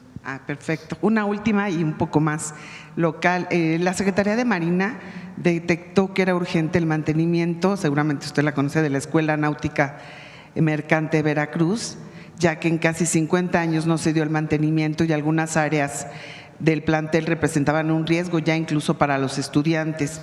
Luego de esto, la dependencia realizó una solicitud de 48 millones de pesos para diversas obras. Sabemos que a finales del año pasado se destinó presupuesto para realizar algunas obras en la institución, pero nos gustaría saber si se autorizó la totalidad de los recursos solicitados o, en su caso, si se irá cubriendo la asignación de presupuesto para garantizar que la escuela pues reciba el mantenimiento integral que requiere. Sí. Vamos a preguntarle al almirante si recibieron un apoyo adicional en el cierre del 2024 y entiendo que está considerado, pero vamos a preguntarle al almirante para tener la certeza. Muchísimas gracias y feliz año también. Gracias, igualmente. Vamos por acá, a ver, en la esquina. Gracias, Presidenta. Buen día. Eduardo Dina, del Universal. Hoy publicamos que aumentan las deserciones en las escuelas primarias. En los últimos 3 ciclos escolares, la matrícula de primaria en escuelas públicas tuvo un descenso de 310,115 estudiantes y muchos de ellos han emigrado a escuelas particulares. Expertos dicen que hay un rechazo y desconfianza que prevalece en la nueva escuela mexicana. ¿Ustedes tenían conocimiento de estos datos y también si habrá un reforzamiento de la estrategia en educación? Preguntarle primero esto, Presidente. Vamos a presentar bien los datos. Le voy a pedir a Mario Delgado que los presente. Hay una parte, porque ha habido una por la tasa poblacional. Hay menor número de niños entre 6 y 12 años que en años anteriores, en total en el país, dicho por la Comisión Nacional de Población. Entonces, vamos a presentarles los datos para que se observe esta característica. Dudo mucho, la verdad, que hayan migrado más de 300,000 niños y niñas de escuela pública a privada, la verdad, por el modelo de la nueva escuela mexicana. No considero que, o sea, no sé de dónde salen esos datos, porque no corresponden a los datos de Secretaría de Educación Pública, que tiene contabilizados los datos de estudiantes en escuelas públicas y estudiantes en escuelas particulares. Entonces, para tener la certeza vamos a informar tanto el número de niños y niñas que hay en el país, de acuerdo con la Comisión Nacional de Población, que deben asistir a la escuela primaria, cuántos de ellos asisten a las escuelas públicas y cuántos de ellos y ellas asisten a las escuelas particulares. Gracias. A propósito del nombramiento de Cuitláhuac García, ¿tienen contemplado que se sumen más personas o exgobernadores al gabinete? Y también en el Servicio Exterior Mexicano, pues hay preocupación por algunos nombramientos que se puedan dar como representantes de México en el exterior, como ya hemos visto expriistas que por ahí han estado ocupando lugares. ¿Tiene unos nombramientos pues pendientes? No veo por qué debe haber preocupación. Porque dicen que no tienen como esta experiencia, esta carrera para representar. No, lo han hecho muy bien, la verdad. Han trabajado muy bien todos los embajadores y embajadoras, y además es parte de las atribuciones que tiene el presidente o la presidenta de la República. Entonces no se está afectando. Más bien lo que queremos es que las y los embajadores pues promuevan lo que está ocurriendo en el país, que sean informadores, todos y todas. Y por último, insistirle, Presidenta, sobre el plan que menciona. ¿Hay alguna fecha? Porque dice que muy pronto, pero… El 16 de… ¿16? No sé si es el 16 o el 13. La presentación del Plan México, a ver si lo…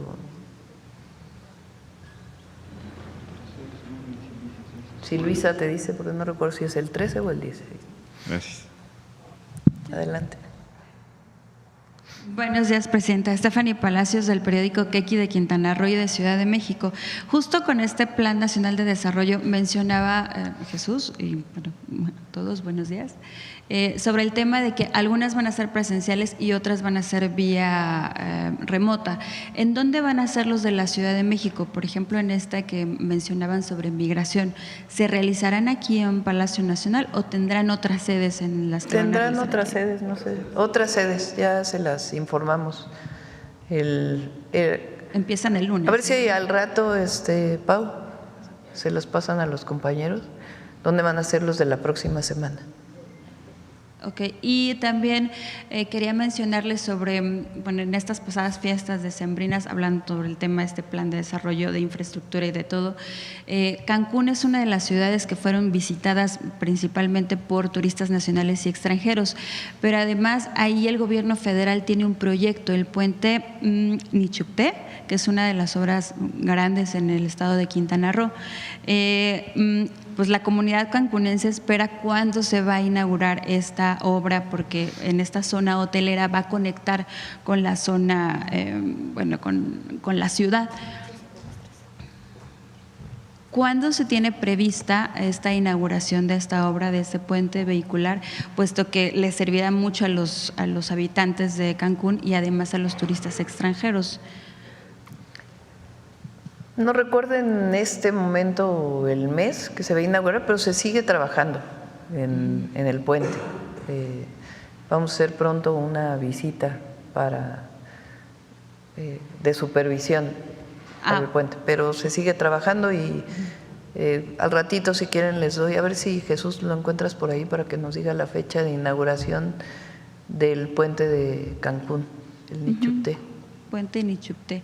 Ajá, sí, es una obra que esperan, dice que va a ir entonces antes de supervisión, Sí, antes de vamos a ir a inaugurarlo. una visita de supervisión. Y estos meses.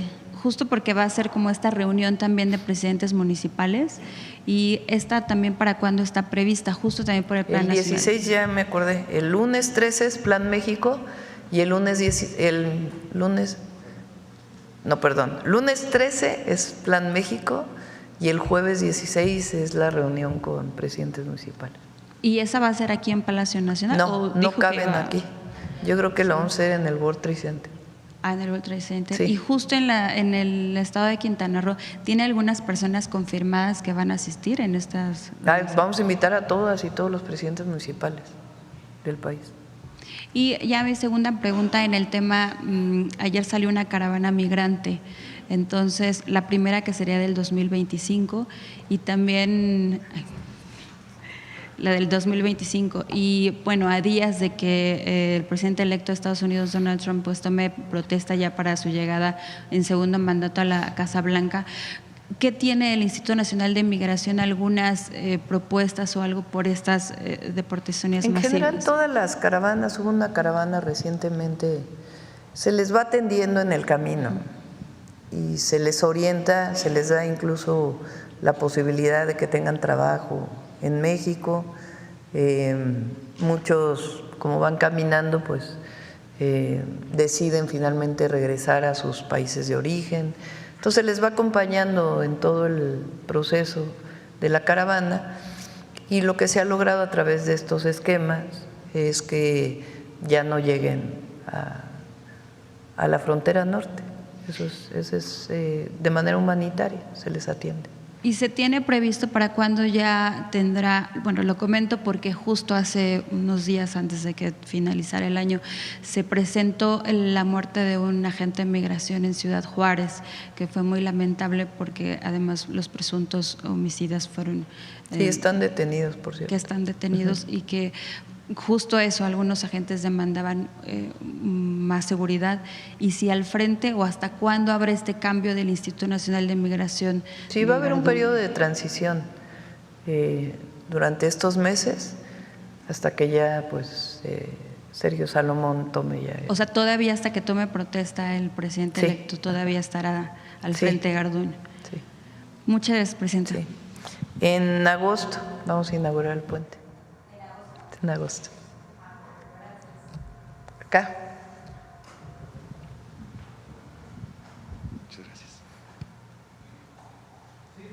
Buenos días, presidenta Sheinbaum, y feliz año de parte de Ecos Media MX, medio de comunicación.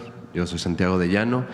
Y pues bueno, me gustaría preguntarle, presidenta, en un contexto donde la infodemia y la desinformación afectan gravemente la confianza de las instituciones y el tejido social, o sea, prácticamente la desinformación es el cuento de nunca acabar, y aprovechando la presencia del maestro Jesús, quien fue un elemento importante en la creación de, bueno, en la planeación del evento Informar es Liberar, ¿qué estrategias implementará su gobierno para combatir este fenómeno y garantizar que la ciudadanía tenga acceso a la información verificada y transparente, especialmente en tiempos de tantas noticias falsas que buscan manipular a la gente?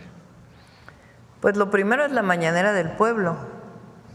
Si no tuviéramos este espacio informativo y de debate, pues difícilmente podríamos decir las informaciones falsas que hay tanto en las redes como en los medios tradicionales, comerciales. Esto del New York Times, que todavía está ahí a debate en las redes, y nosotros lo planteamos porque los medios tienen la obligación de informar verazmente.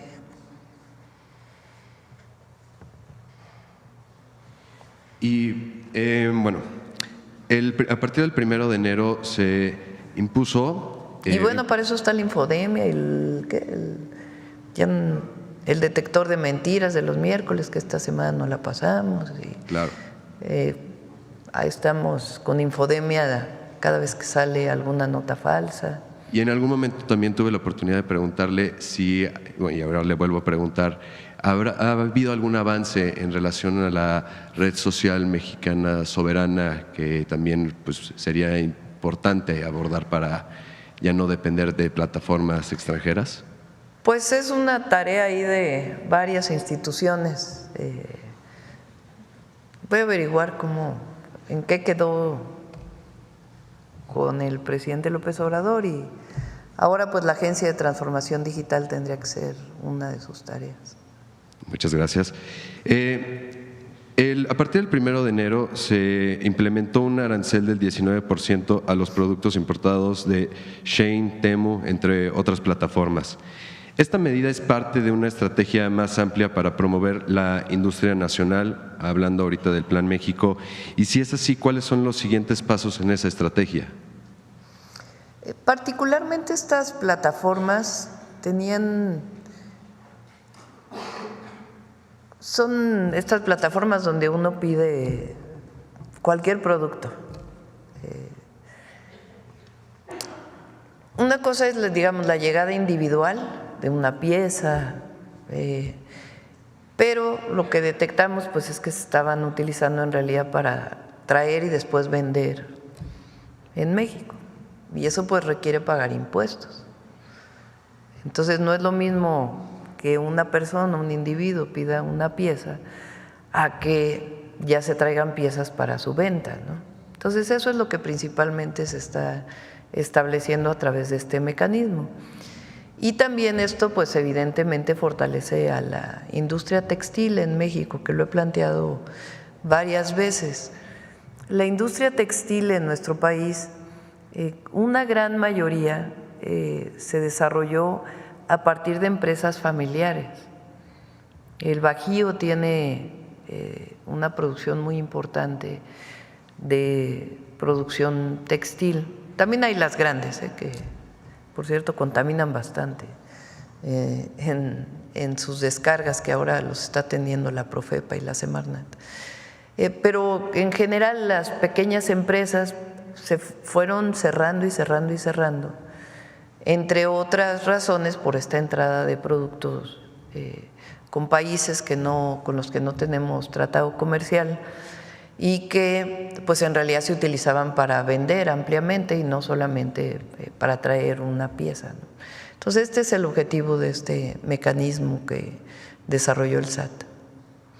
Muchas gracias. Y ya por último, se ha mencionado que varias industrias como las fabricantes de alimentos procesados, las compañías de telefonía móvil y algunas gasolineras están aumentando sus precios, lo que está contribuyendo a una cuesta de enero más difícil para los ciudadanos. ¿Qué medidas adicionales está tomando su gobierno para abordar esta situación? Ya mencionó para la gasolina, pero para estos otros productos.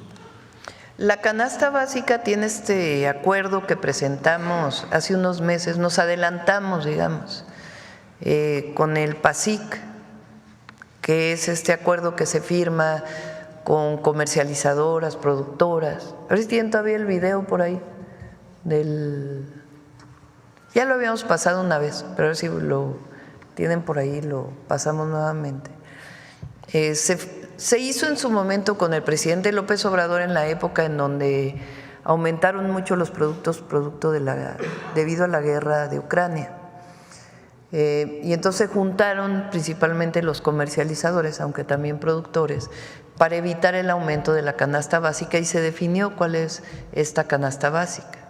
Entonces hay un acuerdo con los comercializadores, productores, para evitar el aumento de los precios.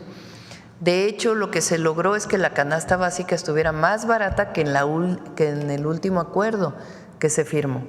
Este fue por los próximos 6 meses, y antes de que terminen los 6 meses, pues se firmará. Hay algunos productos que no están en estas listas.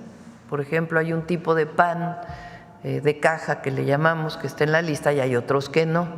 Entonces lo que orientamos pues es que se compren los productos que están dentro de la canasta básica, que es necesario, suficiente para la alimentación, principalmente, aunque no solo hay algunos otros productos como jabón y otros productos. ¿Qué hace Profeco cada vez que viene aquí? Pues analiza las tiendas de autoservicio y qué tan alejados están de la canasta básica, que es para una semana. Es 910 pesos. Bajó de 1,036 a 910 pesos. Entonces, esto pues tienen que cumplirlo las empresas porque lo firmaron para las próximas semanas, y la manera que tenemos de difundir pues es justamente el quiénes quieren los precios, para que las y los consumidores pues sepan en dónde se está cumpliendo y en dónde de plano pues están aumentando los precios de manera no correcta, porque no tiene nada que ver con el costo de los productos, sino que tiene que ver pues más con un asunto especulativo, ¿no? Y las gasolinas, que dijeron que iban a aumentar las gasolinas, que iban a llegar a 30 pesos, y que están no solamente en el rango que nos comprometimos de que no iban a aumentar en términos reales quiere decir que se considera la inflación, sino que incluso están un poco más abajo. Que salió ayer en redes sociales, donde hay policías que se desmayan por el manejo justamente del fentanilo. Ayer presentaba usted este tema, pero sí es importante, no sé si usted lo vio en redes sociales. A ver, ponlos por ahí. Bueno, primero el video del PASIC, ¿ya lo tiene? A ver, es muy breve.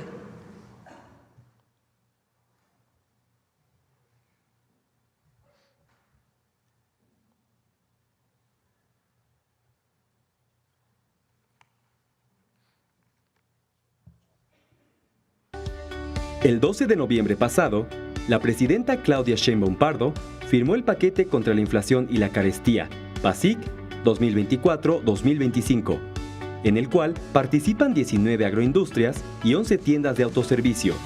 Este es un acuerdo voluntario entre el gobierno y el sector empresarial para que no aumente el precio de la canasta básica. La buena noticia es que los 24 productos de la canasta bajan de 1,039 pesos a 910 pesos.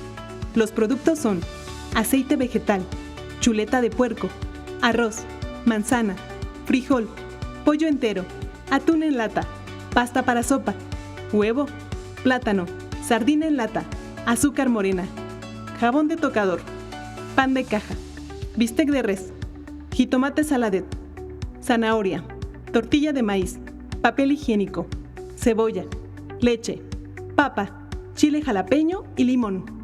Esto ayuda a garantizar la alimentación de las familias mexicanas y a mejorar la economía popular. Cualquier abuso, repórtalo a Profeco 5568-8722.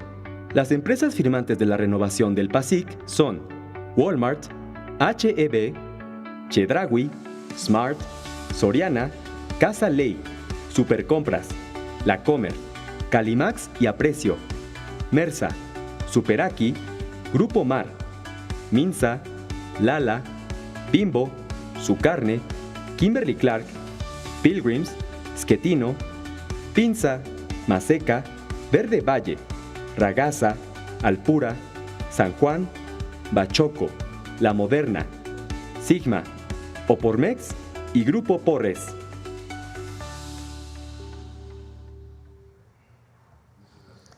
A ver, pon los videos.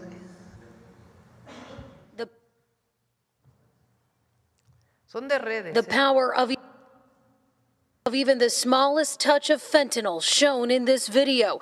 Watch as a Bartlesville police officer wearing protective gloves is packing up drug evidence believed to be laced with fentanyl when he slowly starts to collapse. Becoming ill, lightheaded, and actually basically passed out or fell. Seconds later, a rush of officers coming to the rescue. I don't know what would have happened had they not acted so quickly. Sergeant Jim Waring says officers quickly gave him Narcan, which is believed to have saved his life. Police say this is the first time they've had to deal with something like this, where they had to give one of their own officers Narcan. Really fortunate that one, we had this available to us, and two, that our officers really adhered to the training and paid attention to the training. Another layer to the opioid epidemic and an eye-opening to what these men and women behind the badge have to deal with. Even though the officer may not be physically dealing with an individual, all the evidence and things that we handle on a day-to-day basis, that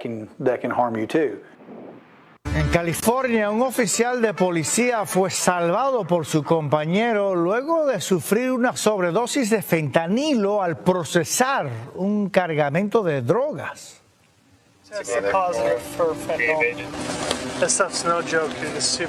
Como vemos, pocos segundos después de exponerse a la peligrosa sustancia, la gente se desplomó en el suelo.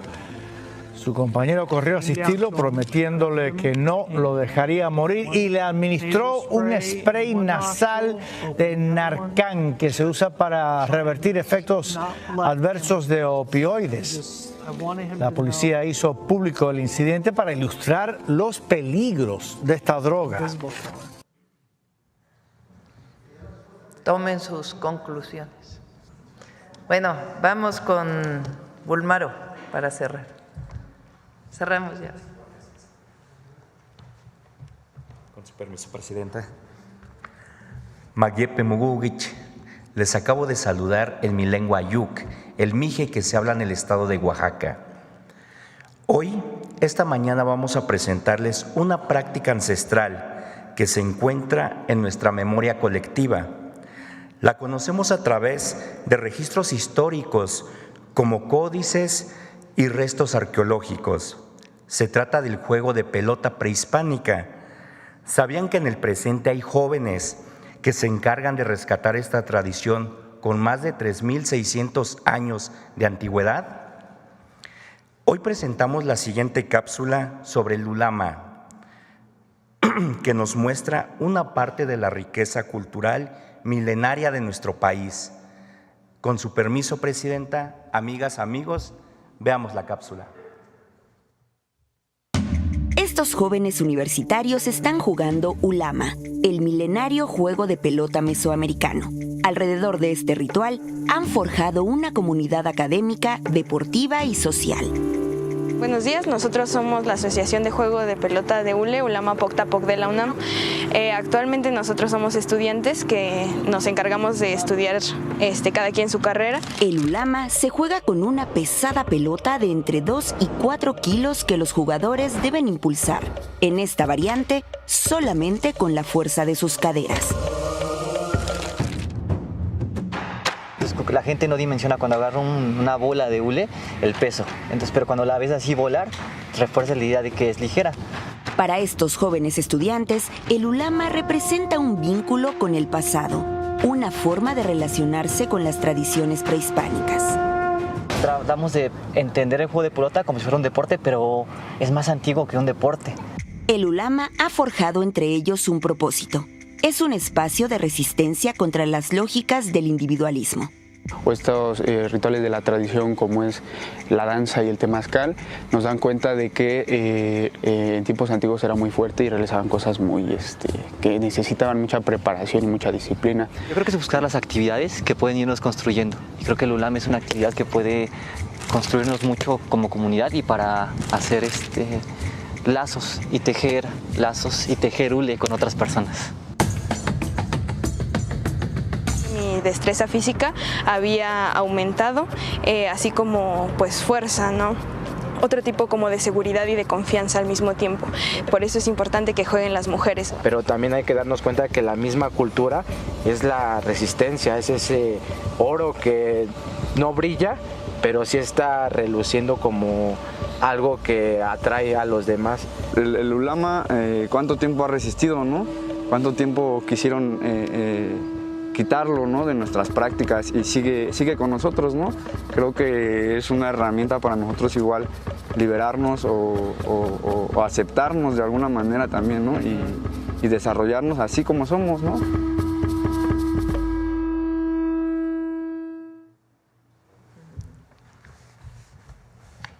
El ulama está en lo más profundo de nuestras raíces y la memoria colectiva del pueblo de México.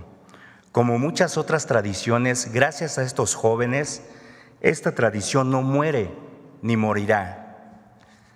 Ya 2025 chonday, mayad suave patriñash, ya moyashon amdoitich, ya oyashon yahnashich.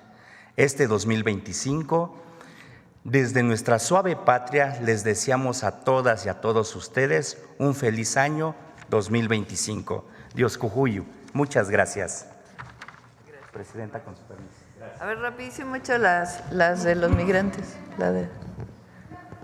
¿Qué pasó? Muy buenos días, antes que nada. Soy Saraí Ceballos, de TVS Noticias. Y bueno, del sur de Veracruz, zona Coatzacoalcos, Minatitlán. Primero quiero agradecerle porque hace 2 años egresé de la carrera de comunicaciones y ahora, el 6 de enero, voy a comenzar con el programa de Jóvenes Construyendo el Futuro y bueno, una oportunidad muy buena para seguirme preparando en esta carrera que es pues nuestra pasión. Y por otro lado, después de agradecerle, venimos 3 compañeros, como ya le había dicho, de la zona sur de Veracruz, del área Coatzacoalcos, Minatitlán. Nos hicimos 14 horas de camino y con esta temporada de lluvia que causó estragos en las carreteras de Veracruz, están muy deterioradas. De hecho, salimos con un aguacero impresionante y esto impedía que los baches se lograran apreciar. Y mi pregunta es que sabemos que tiene un programa de apoyo para las carreteras. ¿Ya tiene una fecha para que arranquen estos programas? Porque créanme que están muy peligrosas y es muy necesario. Hay algunos huecos que llegan a medir 1 metro de diámetro y 40 a 50 centímetros de profundidad. Entonces, ¿ya tiene una fecha para que inicien estos programas o algún programa de bacheo que pueda apoyar principalmente a esta zona sur del estado de Veracruz? Bachetón ya está, a ver si viene Jesús para platicarles en dónde se ha avanzado. Va a seguir este y el próximo mes y el próximo año, este año. También va a haber recursos para continuar con el bachetón. Entonces, si nos das exactamente cuál es la zona, con gusto. Sí, con mucho gusto. De hecho, tenemos videos, igual se los podemos proporcionar. Sí, cómo no. Y una segunda pregunta, Presidenta. Otro punto es que la seguridad en el sur de Veracruz ha mejorado, sin embargo, todavía se siguen presentando, hay hechos violentos y pues la pregunta es si habrá un programa de reforzamiento en cuanto a la seguridad y habrá más trabajo en conjunto con la gobernadora Rocío Nale García. Sí, hay mucha coordinación con Rocío, de primera. Rocío Nale. A ver, vamos con los migrantes. Gracias. ¿Qué tal, mi querido México? Mi nombre es Ernesto Fonseca Rosas, orgullosamente mexicano. Llegué a este país hace 25 años. Con grandes esfuerzos y sacrificios, logré obtener mi doctorado. Y desde las diversas posiciones profesionales que he sostenido, he sido testigo de lo fundamental que la comunidad migrante mexicana en esta nación lo es, en particular en la economía. ¿Sabías que México se ha convertido en el segundo socio comercial más grande de Oregon y en su principal mercado de exportación, beneficiando a ambas economías?